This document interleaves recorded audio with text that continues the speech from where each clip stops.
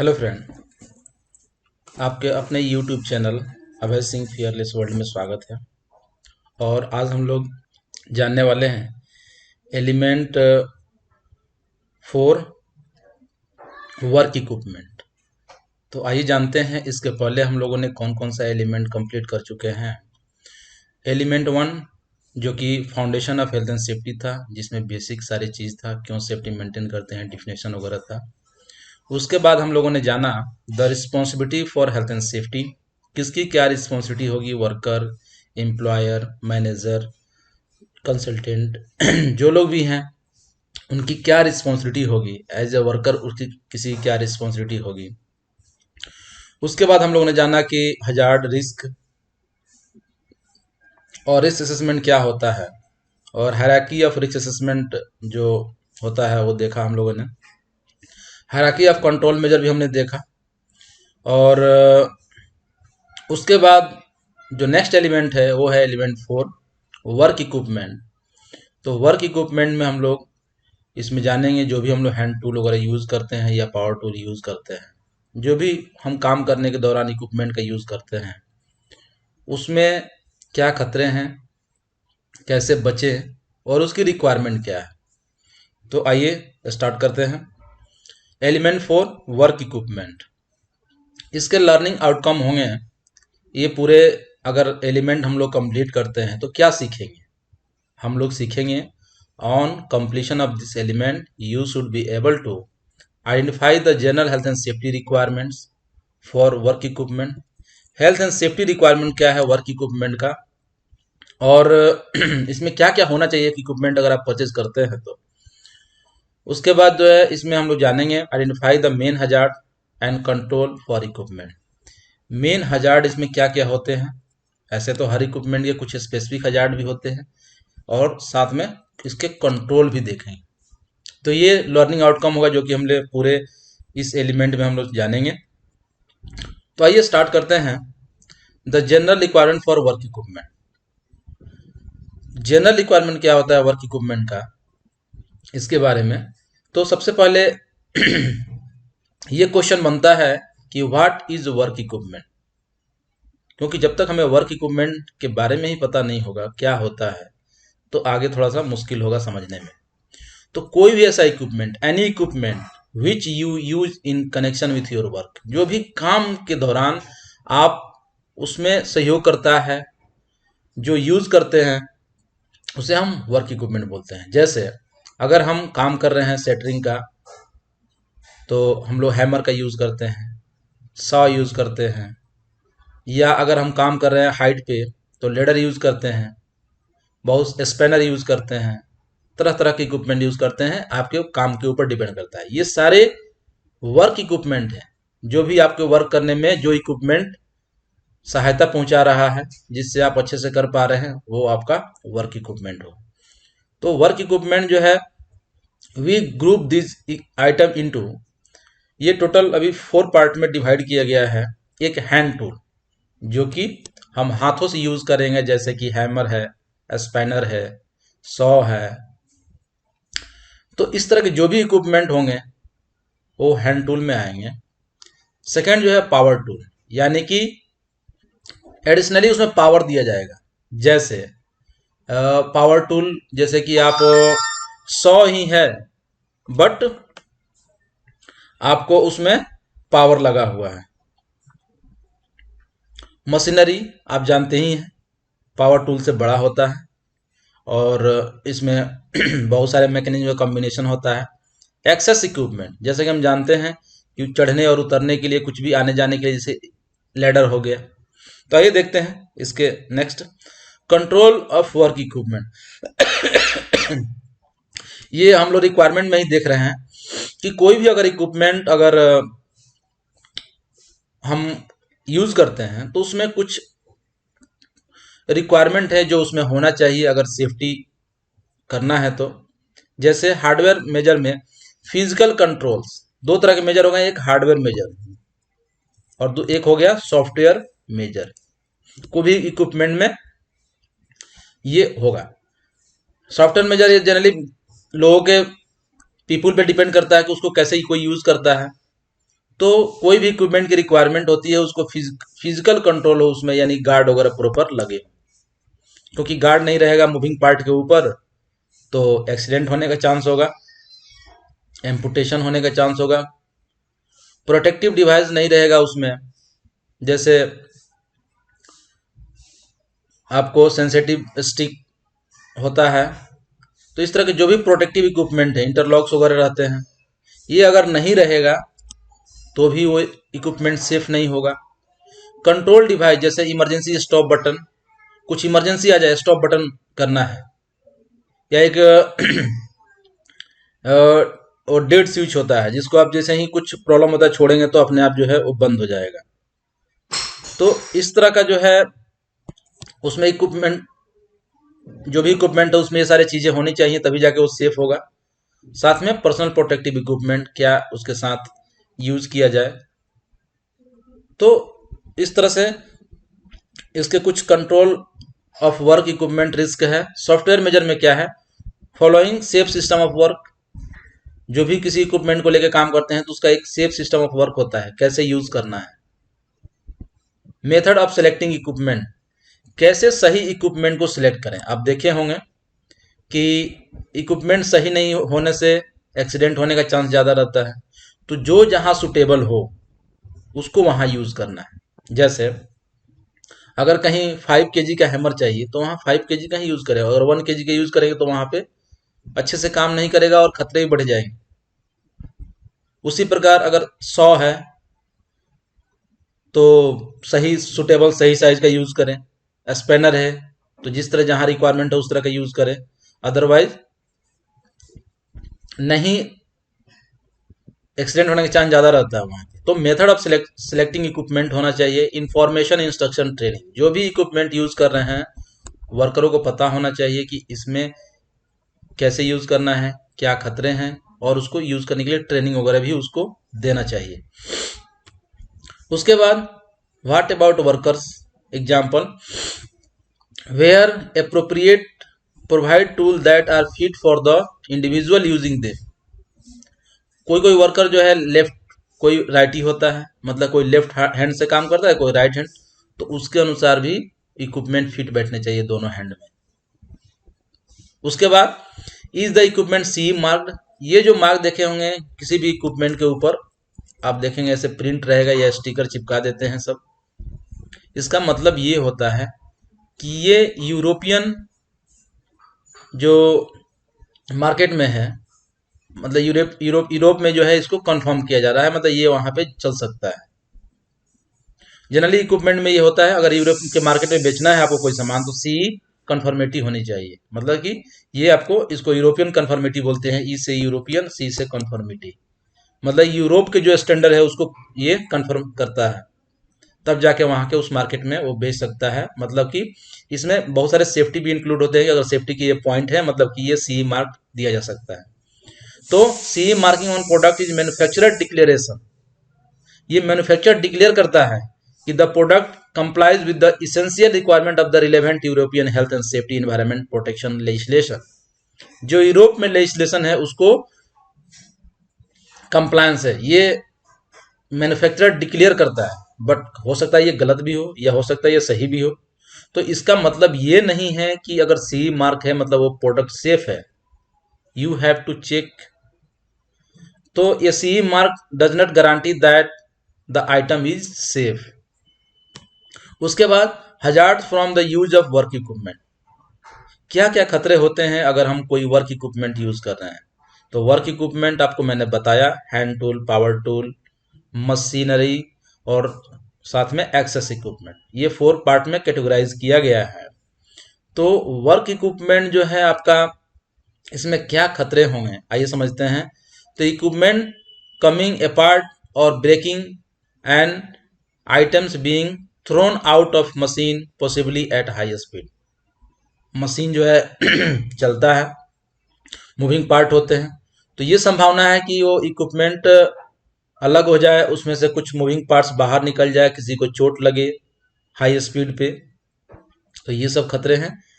उसके बाद जो है मटेरियल फॉलिंग फ्रॉम इक्विपमेंट, ये material falling from equipment, equipment से कुछ मटेरियल गिर जाए, ओवर हीटिंग ऑफ और fire and explosion, equipment run होते रहते उसमें ओवर हीटिंग हो जाए या फायर और एक्सप्लोजन हो जाए, जैसे बहुत सारे मशीन पेट्रोल से चलते हैं, हीट होके हो सकता है आग लग जाए। इलेक्ट्रिसिटी चलते हैं, हो सकता है स्पार्क हो जाए। तो इस तरह से वर्क इक्विपमेंट ये खतरे होते हैं। Explosion on the equipment due to pressure buildup, equipment explode हो जाए प्रेशर बिल्डअप के कारण। बहुत सारे इक्विपमेंट होते हैं जिसमें चेंबर होंगे, हीट से एक्सप्लोड हो जाए।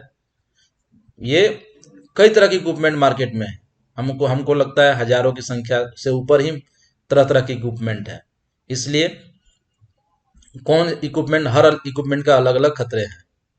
उसके बाद जो नेक्स्ट है, explosion of substance in the equipment और ड्यूरिंग इट्स ऑपरेशन, जो सबस्टांस उसके अंदर है उसका एक्सप्लोजन हो जाए, फट जाए वो, तो ये सारे खतरे हैं। उसके बाद अगर सेफली यूज करना है तो मेंटेनेंस की रिक्वायरमेंट होती है। मेंटेनेंस की क्या रिक्वायरमेंट होती है? तो equipment should be clean and properly maintain, क्योंकि प्रॉपर मेंटेनेंस नहीं देंगे तो लॉन्ग लास्टिंग नहीं होगा। The frequency of maintenance depend upon, अब किस इक्विपमेंट को कितनी जल्दी जल्दी मेंटेनेंस करना है ये किसके ऊपर डिपेंड करता है? तो टाइप ऑफ इक्विपमेंट, किस तरह का इक्विपमेंट है, अगर हम बार बार यूज कर रहे हैं या इक्विपमेंट की रिक्वायरमेंट है कि ज़्यादा बार मेंटेनेंस करना है, तो ये टाइप ऑफ इक्विपमेंट पर डिपेंड करता है। How often it is used, अगर बहुत जल्दी जल्दी ज़्यादा बार डेली कंटिन्यू यूज हो रहा है तो जो बहुत फास्ट मेंटेनेंस देना पड़ेगा। उसके बाद इन व्हाट कंडीशन, और उसकी कंडीशन क्या है, जैसे नया है तो कम मेंटेनेंस, पुराना है ज़्यादा मेंटेनेंस। तो इस तरह से ये कुछ मेंटेनेंस की फ्रीक्वेंसी जो है ये डिपेंड करता है इन बातों पे। उसके बाद regular inspection should be done, should be conducted to ensure that equipment is fit for the purpose. तो रेगुलर इंस्पेक्शन इसलिए करना चाहिए ताकि इंश्योर करें that equipment fit for the purpose, identify any damage और डिटोरिएशन, किस तरह का उसमें डैमेज तो नहीं हो रहा है, इसके लिए हम लोग इंस्पेक्शन करते हैं, पता चल जाए समय से, ताकि किसी तरह का एक्सीडेंट होने का चांस न रहे। For some equipment a competent person is required, कुछ कुछ ऐसे इक्विपमेंट होते हैं जिसमें एक्सपर्ट आदमी की जरूरत होती है, सही आदमी, मतलब कि उसके लिए ट्रेंड होकर आता है वो चलाने के लिए। बहुत सारे इक्विपमेंट है, मैंने देखा एक तरह का वेल्डिंग था जो कि उसमें खास आदमी आया था उसके साथ, जैसे रेलवे वगैरह में जो रेल को जोड़ते हैं ना, उस इक्विपमेंट के साथ एक आदमी खास आता है जो वही वो काम को करेगा, मतलब वो कॉम्पिटेंट है उसके लिए। या आप देखोगे कंक्रीट मशीन अगर चलाना है तो उसके लिए एक स्पेशल उसके साथ आदमी आता है।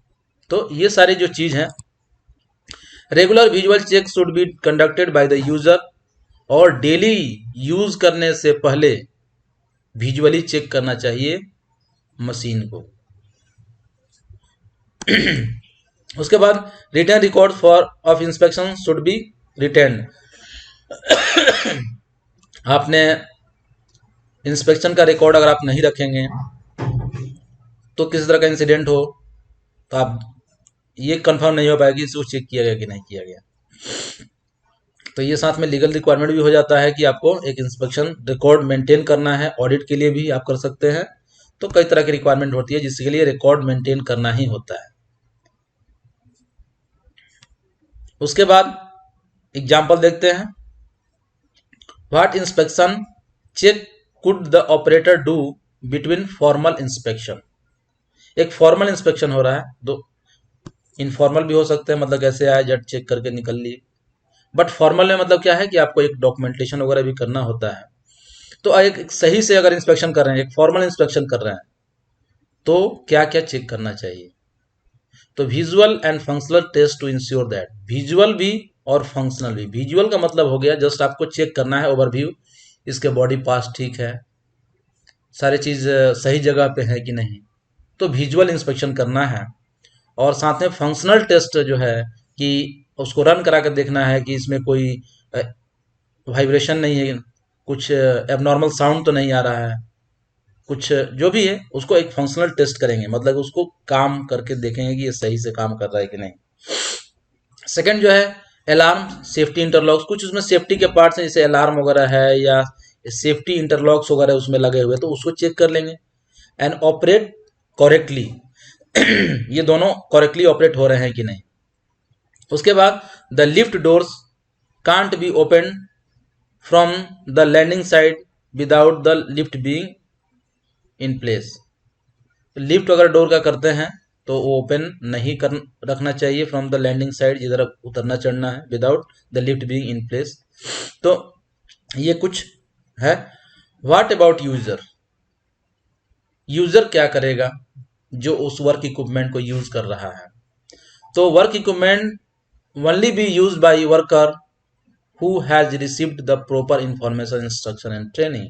जिसके पास ये तीनों चीज है वही उस इक्विपमेंट को यूज करेगा, अदरवाइज नहीं करेगा। This should be accompanied by suitable safety measure like protective device, marking and warning। उस इक्विपमेंट को उसमें प्रोटेक्टिव डिवाइस प्रॉपर होनी चाहिए तभी यूज करेगा, मार्किंग और वार्निंग साइन वगैरह सब कुछ उसमें हो। नेक्स्ट जो पॉइंट है, worker should be competent to use the work equipment provided. Worker competent होना चाहिए। कॉम्पिटेंट का मतलब कि उसके पास नॉलेज, एक्सपीरियंस, क्वालिफिकेशन, ट्रेनिंग, ये सारी चीज होनी चाहिए, अदरवाइज वो सुटेबल नहीं है उस काम, उस वर्क इक्विपमेंट को यूज करने के लिए। उसके बाद training should be carried out when someone start the job. Induction training, जैसे ट्रेनिंग जो है एक बार कर लेना चाहिए अगर कोई वर्कर स्टार्ट कर रहा है उस काम को, जैसे कि उसको बोलते हैं induction training. Should be refresh regularly, refresh training यानी कि जैसे टीबीटी वगैरह करते हैं sorry, and updates as necessary, साथ में अपडेट भी करना है। इफ चेंज आर इंट्रोड्यूस, अगर किसी तरह का वर्क इक्विपमेंट में चेंज हो रहा है तो इसको बताना भी है। आइए अब जानते हैं, sorry, work equipment hazard and control. इसके कुछ टेबल बने हुए हैं, इसमें हम समझेंगे कि हर एक इक्विपमेंट के क्या हजार्ड्स हैं और उसके कंट्रोल मेजर्स क्या क्या हैं। तो आइए कुछ इक्विपमेंट देखते हैं। जैसे मैंने पहले बताया, हैंड टूल, जैसे नाइफ, चाकू क्या है, एक हैंड से यूज करते हैं, इसमें कोई पावर की आवश्यकता नहीं होती है। तो हैंड टूल्स जो है इसमें क्या खतरे हैं, तो cutting, stabbing of self, self जो है यूज करते हुए अपने आप को आदमी इससे काट लेता है। इसके कंट्रोल मेजर क्या है, रीडिजाइन प्रोसेस, प्रोसेस को डिजाइन कर ताकि चाकू वगैरह की आवश्यकता ना हो। Makes your knives are sharp and well maintain, well maintain होना चाहिए नाइफ, उसके सारे पार्ट्स वगैरह प्रॉपर होने चाहिए। यूज सेफ नाइफ कटर, जो सेफ हो उसको यूज करे, बढ़िया वाला। Use PPE, chain, mobile gloves. हाँ, कुछ पीपीई आते हैं जिसको आप पहन लेंगे तो आप चाकू से आपका हाथ नहीं कटेगा, जैसे कि चेन मेल ग्लव्स होता है, उसमें लोहे का पूरा ग्लव्स होगा, उसको आप यूज करेंगे तो नहीं कटेगा। Particularly for butchers and pattern cutter, जो बूचर होते हैं, जो कसाई जो जानवरों को काटते हैं, सॉरी थोड़ी सी सर्दी खांसी हो गई है। तो जो बूचर होते हैं जो काटते हैं जानवरों को, उनको आप हाथ कटने का चांस ज़्यादा रहता है, तो ऐसे लोग जो हैं चेन वाला ग्लव्स पहने। एंड पैटर्न कटर, जो पैटर्न काटते हैं। सेफ स्टोरेज, जो सेफ स्टोरेज करे उसका सेफ यूज करें। सुटेबल नाइस हैंडल होना चाहिए। और एबिलिटी ऑफ लेफ्ट और राइट हैंड टूल्स, अगर उसमें कुछ लेफ्ट और राइट है तो उसमें अलग अलग लोगों के लिए अलग अलग होना चाहिए। और रेगुलर इंस्पेक्शन होना चाहिए उसका, जो ऊपर मैंने बताया। आइए cutting and stabbing of others, इससे दूसरे को भी काट सकता है चाकू, एक तो सेल्फ को हो सकता है और दूसरे को भी। तो उसके लिए क्या, enough space around to cut and proper lighting, restrict access और अदर। अगर हम कोई चाकू से यूज कर रहे हैं तो आसपास में कोई ना हो, दूरी है ताकि उसे न लगे, सिंपल सा कंट्रोल मेजर है इसके। आइए जानते हैं पोर्टेबल पावर टूल। कोई पोर्टेबल पावर टूल है जैसे ये ड्रिल मशीन है, इसमें सेल्फ बैटरी लगी हुई है, तो इसमें क्या खतरे होंगे। तो contact with drilling rotating drill, जो इसका ड्रिल है उससे कंटेक्ट आ सकता है जिससे कि हमें नुकसान पहुंच सकता है।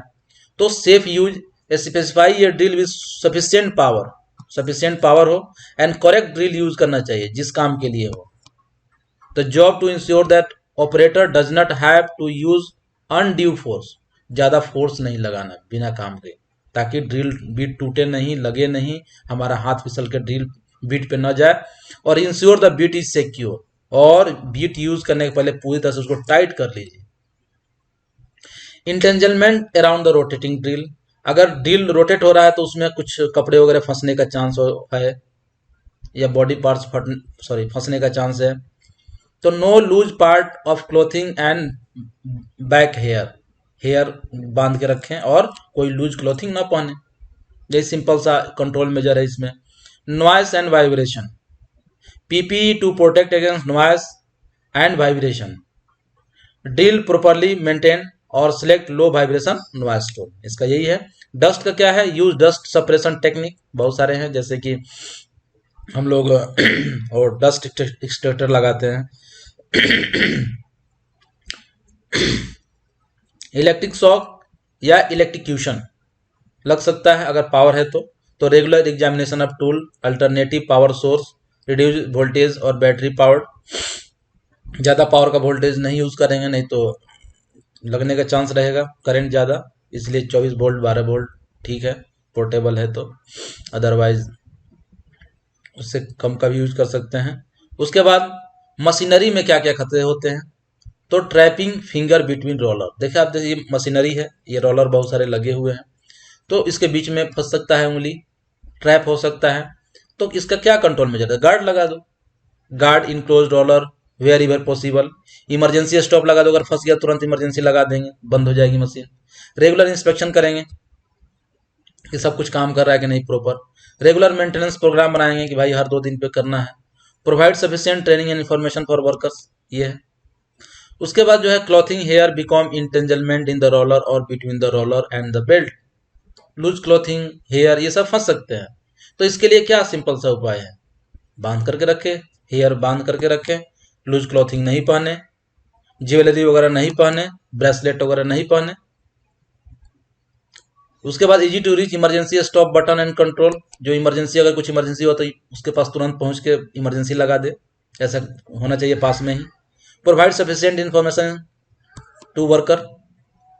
उसके बाद जो थर्ड पॉइंट है, फटीग फ्रॉम स्टैंडिंग और लॉन्ग पीरियड और burden from carrying out the repetitive task, fatigue हो सकता है, थकान हो सकता है, लंबे समय तक अगर खड़े होकर काम कर रहे हैं। बर्डन हो सकता है from carrying out the repetitive task, एक ही काम को बार बार हटा, जैसे इसमें से डब्बे बार बार हटा रहे हैं, रिपीटेटिव वर्क है। तो इसके लिए क्या है, provide seating where possible, seating व्यवस्था कर देंगे ताकि कुछ रेस्ट मिले।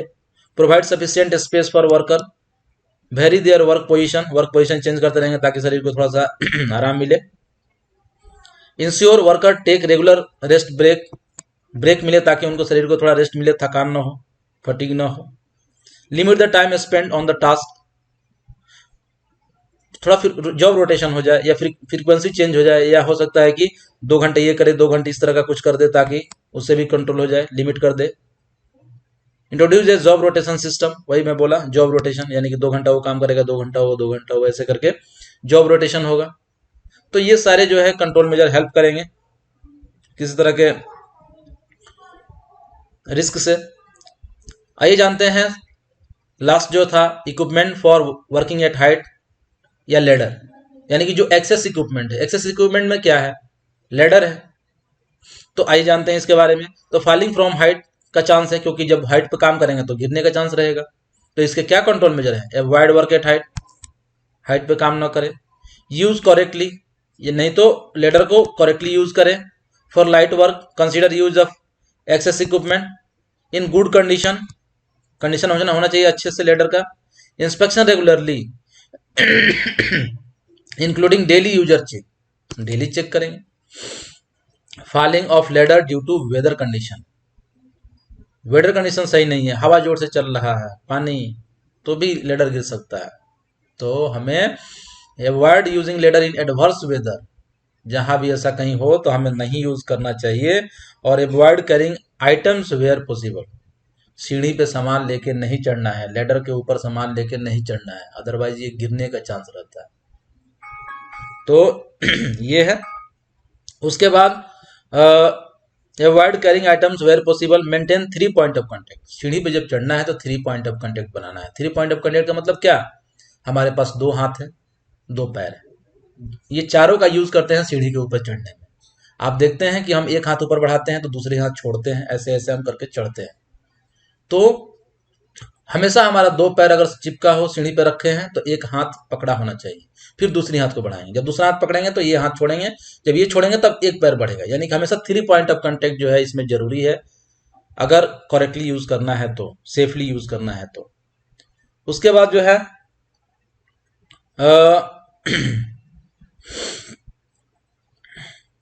Contact with overhead cable. बहुत सारे पावर केबल ऊपर में रहते हैं, तो हो सकता है उससे कांटेक्ट हो जाए, टच हो जाए। होता है, सीढ़ी बहुत सारे 440 लाइन है, वो सीढ़ी लगा के काम कर रहे हैं, सीढ़ी चिपक गया, उससे शॉक लग गया, ऐसा होता है। आप बहुत सारे नेट पे भी इसका वीडियो देख सकते हैं, यूट्यूब वगैरह पे। तो check for overhead cable before beginning work. ऊपर देख लीजिए, सीढ़ी जहां तक हमको जाना है वहां तो कोई पावर केबल वगैरह तो नहीं है। अभी तो वायर जो है इंसुलेशन के साथ आ रहा है ऊपर का भी, पहले तो ऐसे ओपन ही आता था, अभी भी ओपन कई जगहों पे है। ओपन केबल जो है ऊपर दौड़ाते हैं। Keep a safe distance away, उससे एक दूरी बना के रखें, जितना पावर वोल्टेज हो उतना दूरी बना के रखें। जैसे अगर 25,000 वोल्टेज है तो 2 मीटर की दूरी, उसी प्रकार आप देख सकते हैं नेट वगैरह पे कि कितना वोल्टेज है तो कितनी दूरी मेंटेन करना है। उसके बाद जो है position ladder at correct angle, ladder का स्लिपिंग नहीं हो इसके लिए, रोकने के लिए हम क्या करेंगे, तो करेक्ट एंगल पे पोजीशन करेंगे लेडर को। Secure ladder to prevent movement, movement prevent करने के लिए क्या करेंगे, ऊपर में बांध देंगे, या नीचे में एक आदमी खड़ा रहेगा, पकड़े रहेगा अच्छे से। Place against solid surface, solid surface ताकि दोनों जो उसके डंडे होते हैं धसे नहीं और डिसबैलेंस ना हो। उसके बाद floor surface clean if indoor and level, floor surface and level, ये लेवल में होना चाहिए ताकि ये स्लिपिंग का चांस ना हो। तो हम लोगों ने ये देख लिया। अब इसमें कुछ और है, dropping material on passer by, अगर लेडर के ऊपर काम करे, नीचे से कोई आदमी जा रहा है उसके ऊपर गिर सकता है, या साइड से कोई जा रहा है उसके ऊपर गिर सकता है। इसको रोकने के लिए use of warning sign for pedestrian, जो आसपास में पैदल चलने वाले यात्री हैं, वार्निंग साइन लगा देंगे, यहाँ काम हो रहा है, कार्य प्रगति पे है, work in progress.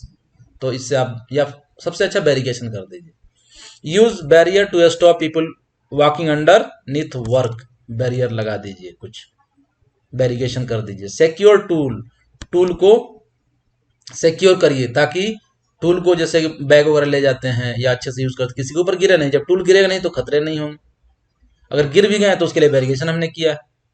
Safe method to bring material to ground, ऊपर से नीचे लाने के लिए सेफ मेथड, जैसे रस्सी से बांध के करे या किसी और मेथड से करे, फेंके नहीं ऊपर से।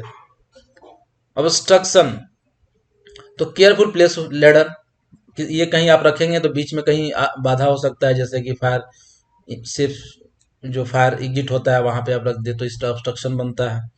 तो केयरफुली प्लेस लेडर, जहां सही जगह हो वहीं पे रख के काम करें। Use a barriers and warning sign, और बैरियर और वार्निंग साइन का यूज करें ताकि कोई आदमी जो है आपके नीचे से ना आए, उसमें आके लड़े नहीं। तो ये कुछ हमने देखा हर एक वर्क इक्विपमेंट के हजार्ड्स एंड कंट्रोल। तो आइए एक एक्टिविटी देखते हैं। एक विंडो क्लीनर, जो विंडो को क्लीन करता है, ये विंडो क्लीनर है। एक आदमी सस्टेन ए ब्रोकन आर्म, उसकी हड्डी टूट गई, एंड एंकल, एंकल भी, when he fell 2.5 metre from the ladder, जब वो 2.5 मीटर से गिरा है ऊपर में तो उसकी ये टूट गई। While cleaning the window of a 2 storey office, 2 मंजिला बिल्डिंग है, वहां पे विंडो क्लीन कर रहा था। On an industrial state, industrial state था वो। The ladder was at the acute angle, acute angle मतलब जिस क्या बोलते हैं, जिसको 90 डिग्री से कम हो उसको एक्यूट एंगल बोलते हैं। In order to reach the top window, in order to reach the top window, was not secure, वो सिक्योर नहीं था, और फुटेड मतलब नीचे में अच्छे से सिक्योर नहीं था, और फुटेड अच्छे से नहीं किया था। A ladder by a second person. वहां पे एक आदमी नीचे नहीं खड़ा था, ना ही ऊपर में बंधा हुआ था, ये प्रॉब्लम था। And the ground was slippery with moss. Ground भी स्लिपरी था, जिसपे वो सीढ़ी रखा था। यानी कि इस तरह का अगर एक फ्लोर है और ये मान लेते हैं कि ये बिल्डिंग है और इसके ऊपर एक लेडर लगाया है, तो ना ही यहाँ पे सिक्योर किया है और ना ही यहाँ पे कोई आदमी भी नहीं खड़ा किया है और यहाँ पे बांधा भी नहीं है और यहाँ पे स्लिपरी सरफेस है ये। The ladder slipped while the window cleaning. यहाँ पे विंडो क्लीन कर रहा था एक आदमी और ये जो सीढ़ी जो है स्लिप कर गया और ये आदमी नीचे गिर गया।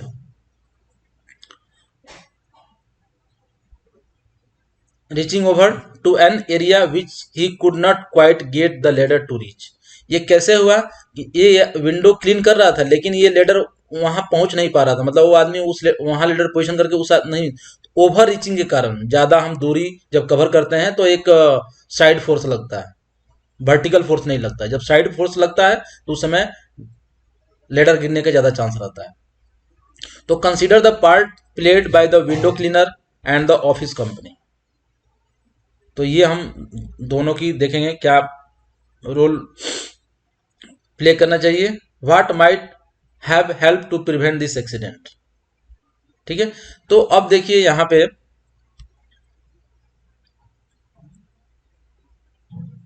ये देखते हैं, यहाँ पे लिखा हुआ क्या प्ले करना चाहिए, यहीं पे सारा चीज दिया हुआ है, बताने की जरूरत नहीं है अपने आप। तो विंडो क्लीनर को यूज एक्सटेंडेबल पोल्स, एक्सटेंडेबल पोल को यूज करना चाहिए। फुट और सिक्योर द लेडर, वहां पे एक आदमी नीचे या तो उसको बांध देना चाहिए और यहाँ या वहां पे एक आदमी को खड़ा करना चाहिए ताकि वो पकड़ा रहे अच्छे से। करेक्ट एंगल होना चाहिए। करेक्ट एंगल का मतलब कि ग्राउंड से 75 डिग्री का एंगल बनाना चाहिए, यही, यानी कि 4 ऊपर तो 1 नीचे होना चाहिए, इस तरह का सही एंगल है वो। Longer ladder to avoid over reaching. Longer ladder होना चाहिए, लंबा लेडर हो तक जहां तक काम करना है वहां तक वो पहुंच पाए। छोटा रहेगा तो सबसे टॉप में चढ़ेंगे और वहीं पे गिरने का चांस बनता है ओवर रीचिंग कारण। Refuse to clean inaccessible window, जहां वो सीढ़ी नहीं पहुंच सकता वहां मना कर दीजिए कि हम काम नहीं करेंगे। In the exceptional cases use access equipment. कई जगहों पे जहां पे एक्सेस इक्विपमेंट यूज करते हैं जिसको बोलते हैं चेरी पिकर। चेरी पिकर जो मतलब ये एक इक्विपमेंट ऐसा होता है, इसमें प्लेटफॉर्म लगे रहते हैं और वहां पे आदमी जाके काम करता है ऊपर में। आप चेरी पिकर सर्च करेंगे तो मिल जाएगा आपको। उसको बोलते हैं mobile elevated work, sorry, mobile elevated work platform. मतलब वो घूमते रहेगा, चक्के पे रहेगा और प्लेटफॉर्म भी घूमता रहेगा, आपने देखा होगा खासकर इलेक्ट्रिक पोल वगैरह पे जो काम करते हैं गलियों में इस पे। उसके बाद वो ऑफिस कंपनी की क्या इसमें क्या कंसिडर करना चाहिए था, तो clean up the moss so less slippery. नीचे में जो मॉस गिरा हुआ था, जो स्लिपरी मटेरियल गिरा हुआ था, उसको हटा देना चाहिए था कंपनी वाले को, जो ऑफिस वाले हैं। Consider alternative method to clean inaccessible window. जहां एक्सेसिबल नहीं है वहां कोई अल्टरनेट मेथड, जैसे ये बताया ना, ये चेरी पिकर का यूज करना चाहिए या कोई और मेथड का यूज करना चाहिए। Fitting reversible window which can be clean from the inside. Reversible window आजकल आ रहा है जो कि आप अंदर से हाथ लगा के बाहर क्लीन कर सकते हैं। जो रोलिंग होता है आप देखे होंगे आजकल बहुत चल रहा है, एल्युमिनियम वाला, तो उसमें ग्लास लगे रहते हैं। तो ये करना चाहिए। Ask for method statement for the window cleaner. एक किस तरीके से काम करें तो उसको एक तरीका होना चाहिए उसके पास, उसके आप डिमांड कर सकता था कि भाई आप किस तरह से सेफली करोगे इस काम को। उसके बाद जो नेक्स्ट है, note a method statement is a written statement. हाँ, यहाँ पे जो मेथड स्टेटमेंट का यूज किया गया है आपके लिए नया है तो इसको यहाँ पे बता दे कि ये एक रिटन स्टेटमेंट होता है, लिखा रहता है, describing the way of work. किस काम को कैसे करना है उसमें लिखा रहेगा। जैसे हम क्लीन करने जाएं तो ये इक्विपमेंट चाहिए, ऐसे करना है, फिर हम चढ़ेंगे, सेफ्टी बेल्ट लगाएंगे, जो भी है, एक आदमी नीचे खड़ा रहेगा, पकड़ा रहेगा, मतलब इस तरह का एक क्या है लिखा रहेगा वहां पे, स्टेटमेंट रहेगा वहां पे कि कैसे करेंगे हम, स्टेप बाय स्टेप उसमें लिखा रहेगा। The equipment to be used and safely precaution to be place, उसमें यही लगा है कि इक्विपमेंट को कैसे यूज करें और सेफ्टी प्रिकॉशन क्या लेना है वहां पे। तो आई होप आपको ये एक्टिविटी से काफी समझ में आया होगा कि वर्क इक्विपमेंट को हमने मिस यूज किया, कैसे सही तरीके से यूज नहीं किया और क्या अनसेफ कंडीशन था जिसके चलते एक्सीडेंट हुआ। आइए समरी जान लेते हैं हमने क्या सीखा इसमें। हमने पहले ही बताया था कि इसमें हम लोग सीखेंगे general health and safety requirement for work equipment. Work इसकी रिक्वायरमेंट जानेंगे कि एक इक्विपमेंट की क्या रिक्वायरमेंट होती है, जैसे उसमें गार्ड्स वगैरह हों, उसके उसके सेफ सिस्टम ऑफ वर्क हो, मतलब कि उसके वर्किंग मेथड हो, इंस्ट्रक्शन हो, उस पर सी कंफर्मिटी हो, उसके प्रॉपर इंस्पेक्शन करना चाहिए, प्रॉपर मेंटेनेंस हो, यही सारी तो रिक्वायरमेंट है। Identify the main hazard and control of work equipment. हमने हजार्ड एंड कंट्रोल देखा सारे इक्विपमेंट का एक एक करके, हैंड टूल का भी हमने देखा, पावर टूल का भी देखा, मशीनरीज का भी देखा, एक्सेस इक्विपमेंट में लेडर का भी देखा। तो आई होप आपको एक काफ़ी अच्छा नॉलेज मिला होगा इस पूरे एलिमेंट में। अगर मेरा वीडियो आपको रियली समझ में आ रहा है, ये लेक्चर आपको रियली बेनिफिशियल है, तो प्लीज़ सब्सक्राइब और अपने दोस्तों के साथ ज़रूर शेयर करें, ताकि मेरे वीडियो का भी व्यू बढ़े और हमें भी लगे कि काफ़ी लोग इससे बेनिफिट ले रहे हैं। अदरवाइज ज़्यादा व्यूज नहीं होने से मैं बंद कर दूंगा इसको। और बेल आइकन को जरूर दबाएं, जिससे कि मैं जब भी वीडियो अपलोड करूंगा आपको नोटिफिकेशन मिलेगा। Thanks for watching.